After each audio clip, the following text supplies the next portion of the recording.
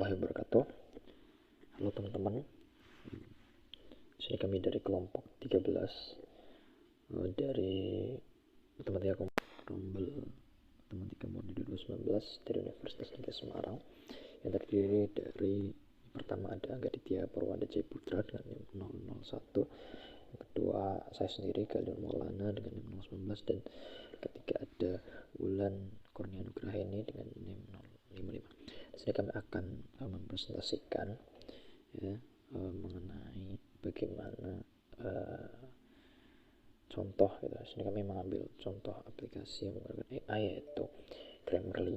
Di sini kami akan coba mempresentasikan dan menjelaskan bagaimana aplikasi Grammarly ini digunakan.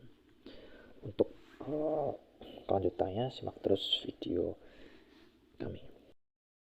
Berikut halaman Wikipedia yang menjelaskan apakah itu artificial intelligence atau kecerdasan buatan.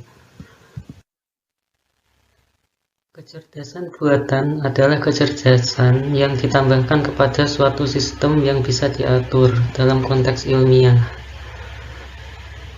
atau bisa disebut juga inteligensi artifisial.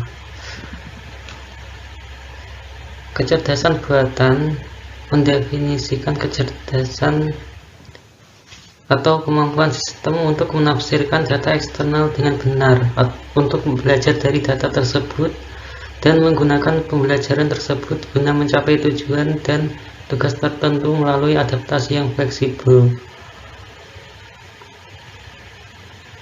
Secara teknis, kecerdasan buatan adalah model statistik yang digunakan untuk mengambil keputusan dengan menggeneralisir karakteristik dari suatu objek berbasis data yang kemudian dipasang di berbagai perangkat elektronik. Berikut contoh bidang-bidang yang memanfaatkan AI atau Artificial Intelligence.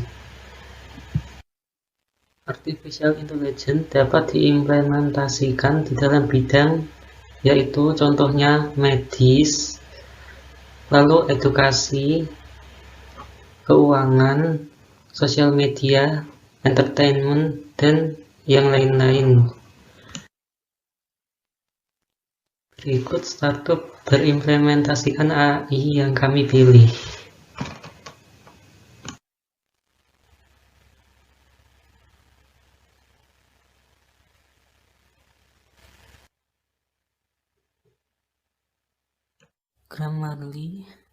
Grammarly adalah asisten pengetikan artificial intelligence berbasis cloud yang mengulas kesalahan ejaan, tata bahasa, tanda baca, kejelasan, keterlibatan, dan pengiriman.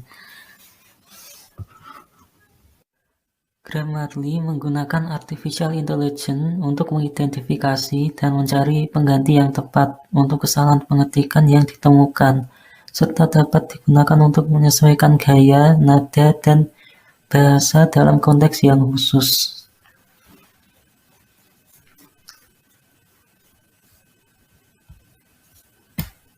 Grammarly dapat diakses melalui berbagai platform, mulai dari aplikasi desktop, perambahan web, dan sosial media. Oke, kita lanjut ke produknya. Saya akan menjelaskan produk dari Grammarly.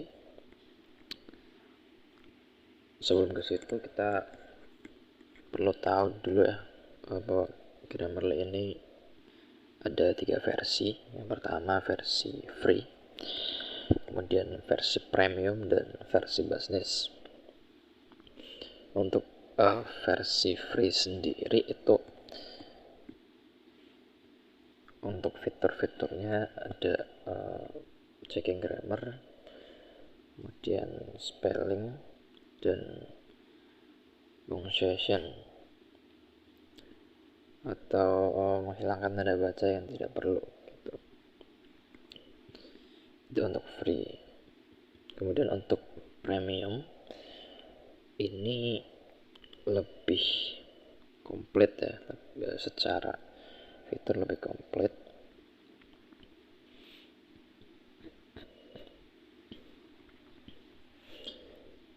Tentu saja ada fitur basic yang sudah ada di versi free seperti grammar, spelling, dan punctuation itu udah ada. Kemudian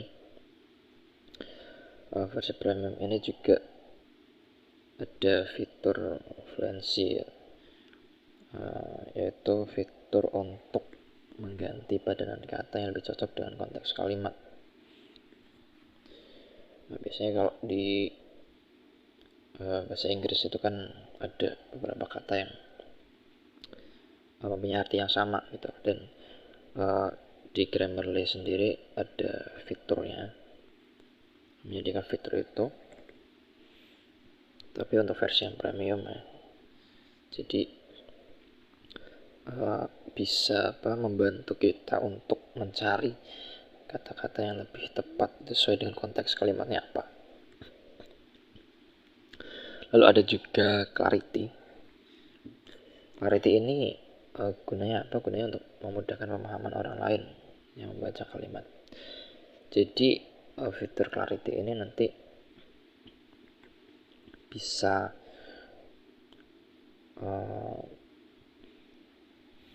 istilahnya Grammarly nanti bisa membantu kita untuk memilih kalimat-kalimat yang lebih lebih efektif gitu, sehingga orang lain bisa memahami apa yang dimaksud dalam kalimat itu. Ada juga fitur conciseness, ini untuk menghindari menggunakan kata-kata yang tidak perlu, kata-kata rumpang dan lain sebagainya. Kemudian di fitur premium ini bisa juga untuk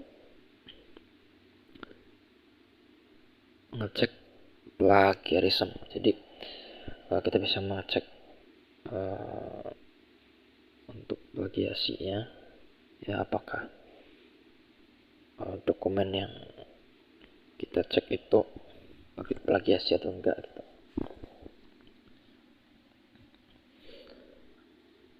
Jadi memang untuk fitur premium ini lebih komplit dan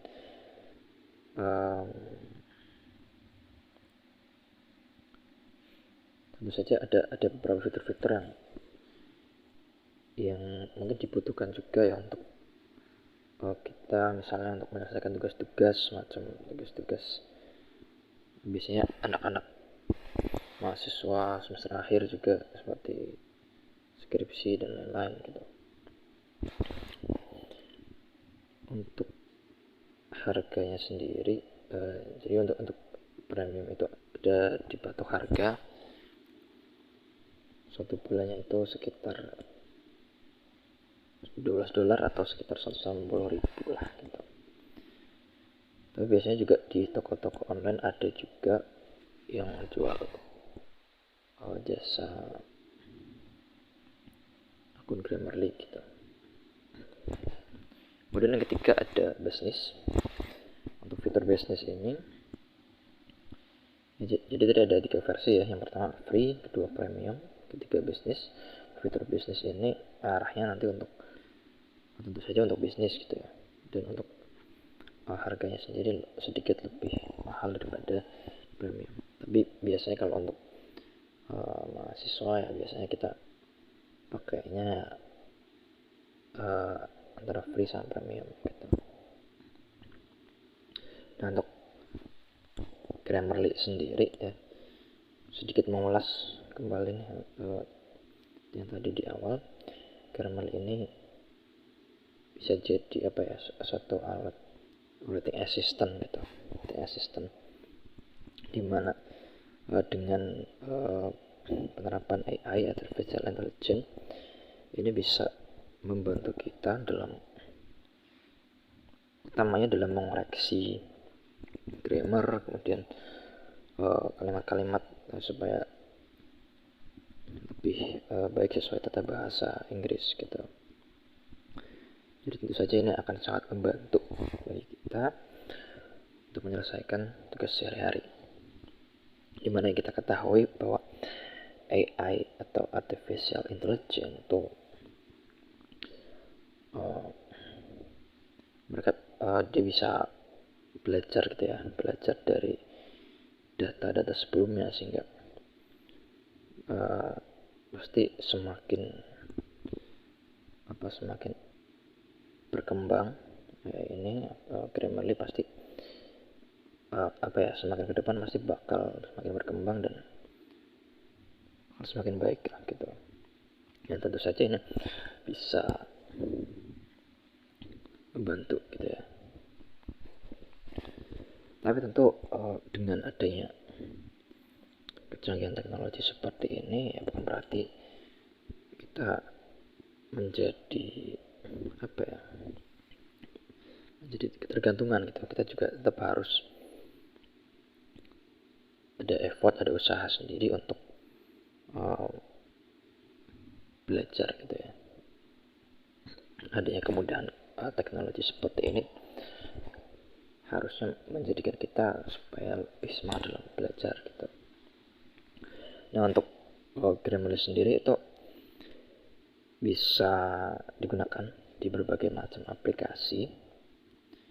Di sini saya sudah mencoba yang pertama di Windows, kemudian yang kedua di Chrome, di iPhone atau iPad, dan di Android.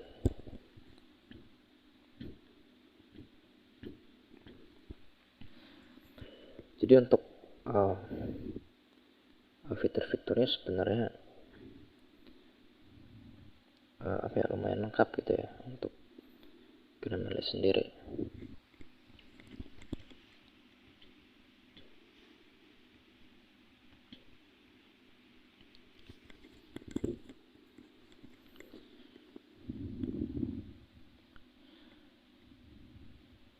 Dan menurut saya sangat layak untuk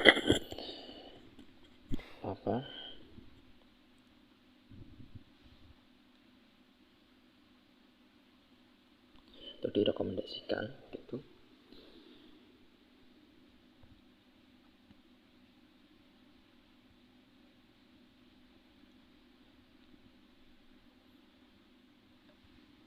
Dan itu saja untuk penjelasan dari produk Grammarly. Selanjutnya akan dijelaskan demo atau praktek penggunaan. Saya Wulan Kurnia Nugrahini dengan NIM 4111419055. Di sini saya akan menjelaskan dan mempraktekkan fitur-fitur apa aja yang ada dalam Grammarly. Nah, langkah pertama kita klik di Google pencarian Grammarly.com. Nah, ini yang paling awal ini kita klik. Nanti akan muncul seperti ini. Kemudian kita login terlebih dahulu dengan cara klik kanan atas ini tulisan login. Setelah itu kita masuk dengan email atau Google, Facebook, Apple yang sudah kita daftarkan sebelumnya. Nah, tapi kalau kita belum punya akun, kita bisa membuatnya terlebih dahulu. Kita klik I don't have an account. Di sini kita bisa buat akun terlebih dahulu. Kita bisa masukkan email, password, dan nama, kemudian klik agree and sign up. Nah, karena saya sudah punya akun, maka saya akan masuk dengan akun yang sudah saya buat sebelumnya.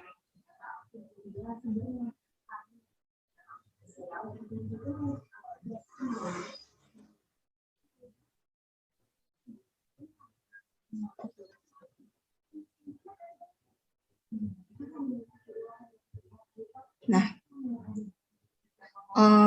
My Grammarly ini di sini kita bisa mengetik teks baru untuk dikoreksi oleh Grammarly. Kita ketikkan atau kalau kita sudah punya teksnya, kita bisa copy paste saja di sini dan akan dikoreksi otomatis oleh Grammarly. Nah, ini account kalau kita mau ganti email atau lupa password, mau ganti password, kita bisa ganti di sini. Menu apps. Ini di sini Grammarly itu bisa dipakai di Windows. Kita masuk keyword, nanti Grammarly akan mengoreksi langsung di Word atau secara online di Chrome seperti saya ini, terus di iPhone atau di iPad, dan di Android. Nah, saya akan fokuskan ke secara langsung di online di websitenya Grammarly. Nah, kalau yang premium ini kita berlangganan, berbayar. Nah, di sini saya menggunakan yang free. Kita akan bahas yang free. Nah, di sini saya sudah punya satu contoh teks kalimat yang akan dikoreksi oleh Grammarly. Bagian sebelah kiri ini kalimat yang saya punya yang akan dikoreksi. Terus bagian sebelah kanan ini hasil koreksi dari Grammarly-nya. Nah, di sini Grammarly itu dapat mengoreksi kesalahan penulisan, kurangnya huruf, atau huruf kapital yang salah, dan kalimat yang tepat menurut Grammarly. Nah, contohnya ini, penggunaan huruf kapital.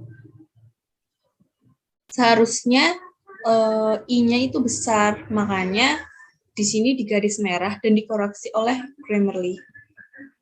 Kemudian ini, kenapa tauknya itu digaris? Karena maksudnya itu di sini kan kami diajari untuk tangguh, saling menjaga. Seharusnya bukan tauk, tapi tauk, artinya diajari. Kami di sini diajari untuk menjaga satu sama lain. Ini